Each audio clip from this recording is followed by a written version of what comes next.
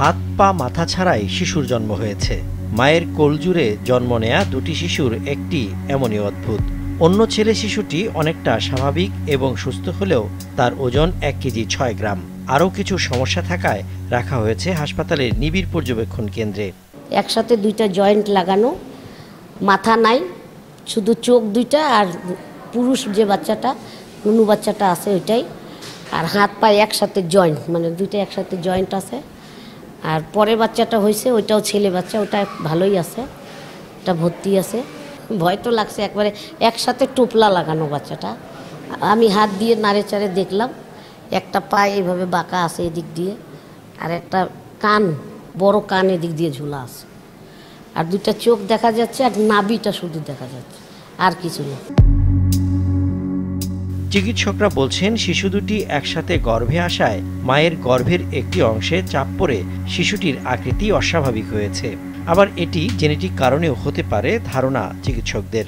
অনেকগুলো কারণ আছে। একটা হলো যে টুইন প্রেগনেন্সি হওয়ার কারণে একটা বাচ্চার একটা অংশ চাপা পড়ে যায়, সেটা হলো সে ঠিকমতো গ্রোথ হতে পারে না, এটা একটা কারণ হতে পারে। সেকেন্ড কারণ হতে পারে তাদের কোনো জেনেটিক ডিফর্মিটি থাকার কারণে হতে পারে, এটা হলো কনজেনিটাল ডিফর্মিটি, এটার কারণে হওয়ার সম্ভাবনা বেশি।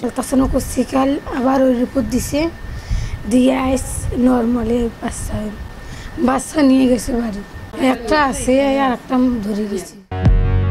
নীলফামারী সদর উপজেলার লোকমানপাড়ার তারিন ও মমিনুর দম্পতির কোল আলোকিত করে জন্ম নেয় দুটি শিশুর।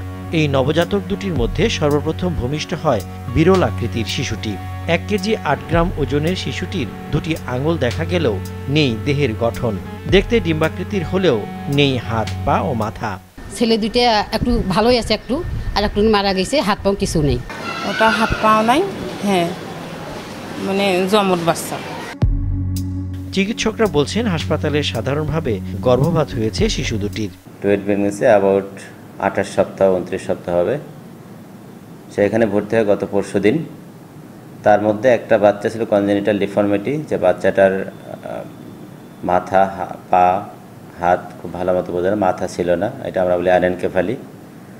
আর একটা বাচ্চা জন্ম নেয়, তার ওজন হলো 1.6 কেজি। সে বাচ্চাটা আমাদের চিকিৎসাধীন অবস্থায় আছে এনআইসিইউতে। বিরল আকৃতির শিশুকে ঘিরে মানুষের মাঝে চাঞ্চল্য তৈরি হয়েছে।